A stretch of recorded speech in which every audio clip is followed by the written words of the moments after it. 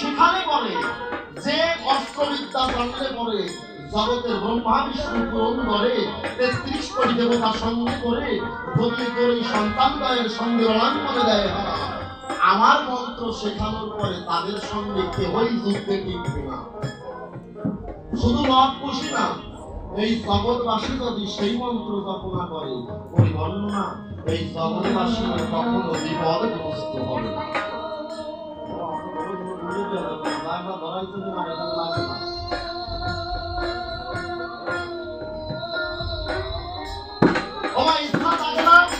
যে মন্ত্র শিখলে পরে সংসারে বিপদ হয় না, বিপদ হয় সেই মন্ত্র জানতে ইচ্ছা হয় না।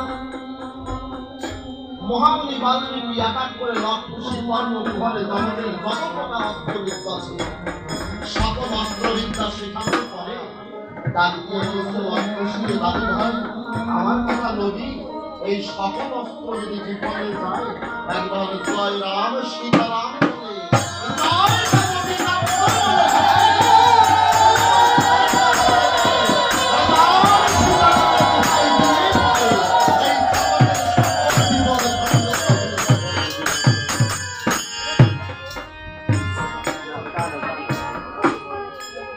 যদি কেউ রাম নামে শিবা নামে দোহাই দিতে পারে বলে বলি আপনাদেরকে ভাবে রাম নামে শিবা নামে দোহাই দেওয়ার পরে এই জগতে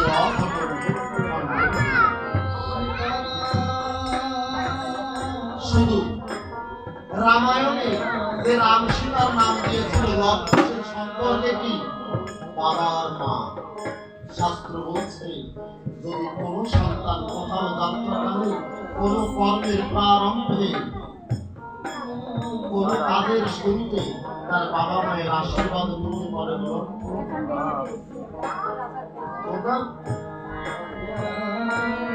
সন্তান যদি কোন কাজের সূচনা লগ্নে বাবা মায়ের চরণ তলে প্রণাম দিতে পারে বিলক্ষণ আর বাবা মা সন্তানের হস্তর করে আশীর্বাদের পরিবর্তনা ব্রহ্মা বিষ্ণু মন্ত্রে ৩৩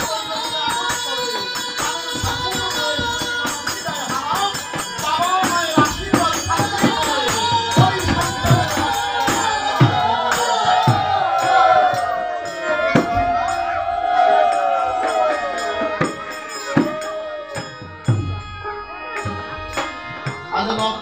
মন্ত্রবিদ্যা শিক্ষা দেওয়ার পরে মহামুনি বাল্মীকি গেছে চিত্রকূট পর্বতে করে চিত্রকূট পর্বত করে গিয়েছে সাধনায়। এদিকে লক্ষুষ বলছে দাদু ভাই আমার কথা হবে তুমি যে চিত্রকূট পর্বতে ভগবান দেখতে যাচ্ছ ভগবান খাওয়ার বস্তু না পড়ার বস্তু একবার বলে আমার 10 বছরের বালক ভগবান ছেলে দাদুর কাছে প্রশ্ন করে দাদু ভগবান খায় নাকি বলে ভগবান খাওয়ার বস্তু হোক আর পড়ার বস্তু হোক আমার কথা হবে আমাদের 2 ভাইয়ের জন্য বেশি লাগবে না দুটো ভগবান দিয়ে দিতে হবে দাদা সালাম দিতে হবে আমাদের 2 ভাইয়ের জন্য 2টা ভগবান পাঠাই দিতে হবে। আচ্ছা আজও সংসারে দাদু বাজারে যাচ্ছে ছোট্ট নাতি বলি সম্পর্কে ডাক দিয়ে দাদুর কাছে বলছে দাদু আমার কথা বলে দাদা এগুলো বন্ধ দেন তো বাড়ি বিরক্ত করতে হবে নাতি বলছে দাদু তুমি তো বাজারে যাবে আমাকে তোমার সঙ্গে নেবে দাদু বলছে দাদু ভাই অন্তর মনে ব্যথা পাই আজ থেকে দীর্ঘকাল পূর্বে তোর বাবা যখন ছোট ছিল তোর জ্যাঠা যখন ছোট ছিল তোর পিসিরা ছোট ছিল আমি একা তাদেরকে 2 কাঁধে করে কাউকে মাথার উপর চড়িয়ে ওই দূর দেশে বাজারে গিয়ে আমি বাজার করে ঘরে ফিরেছি পরিবর্তনা সেদিন সামর্থ্য ছিল দাদু ভাই আজ আর আমার সামর্থ্য হয় না পরিবর্তনা আজকে তোকে নিয়ে বাজার পর্যন্ত পৌঁছাবো এমন শক্তি আমার দেহে থাকে না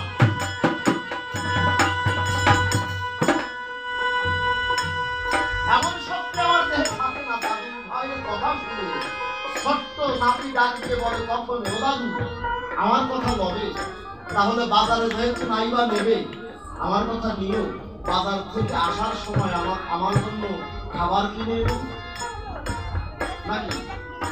ছোট্ট নাদিরা আবদার করে না? মহামুনি বাল্মীকির কাছে বলছে, ও দাদু তুমি যে ভগবান দেখতে চলেছ, ওই ভগবান খায় নাকি পড়ে? ভগবান খাওয়ার বস্তু হোক আর পড়ার বস্তু হোক, আমাদের দুই ভাইয়ের জন্য দুটো ভগবান এনে দেবে। মহামুনি বাল্মীকি বলছে, দাদু ভাই অন্তরে আছে ভাবো, তোদের দু ভাইয়ের জন্য দুটো ভগবান নয়, আমি চারজন ভগবান পাঠাইয়ে দেবো। তোর আমার কথা নেই, তোদের তাহলে চারজন ভগবান পাঠাইয়ে দেবো। যদি পারিস ওই চারজন ভগবানের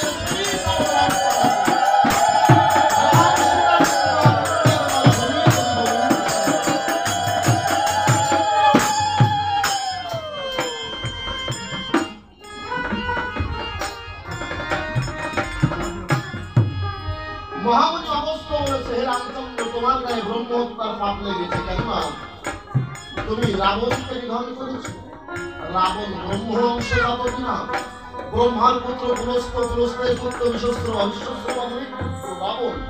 তুমি বলি তোমার সদয়, তুমি ব্রহ্ম অংশজাত যে রাবণ তাকে করেছ নিধন। ব্রহ্ম হত্যার পাপের পাপনি হে রাম কামনা কি আমার কথা নবে? এই পাপ থেকে মুক্ত হতে হলে পরে তোমাকে একটা অশ্বমেধ যজ্ঞ করতে হবে।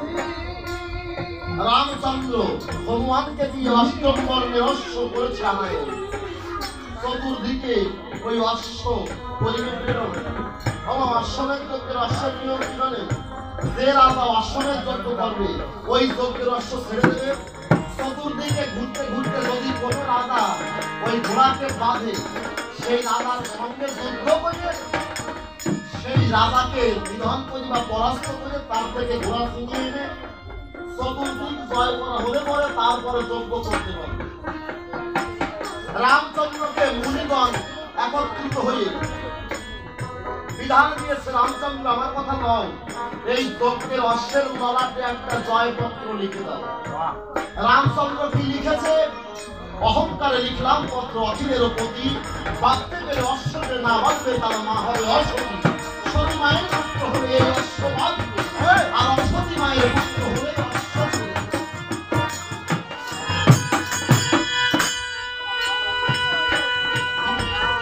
রামচন্দ্র জয়পত্র লিখেছে। তার মা সতী বলে সম্প্রতি কেবলমাত্র সেই এই যজ্ঞের অশ্ব বাঁধতে পারবে, পরিপন্ন না। যার মা অসতী সে কখনোই যজ্ঞের অশ্ব বাঁধতে পারবে না। তাই কি হয়েছে? আর অশ্বমেধে যজ্ঞের প্রতি হলেন নারায়ণ।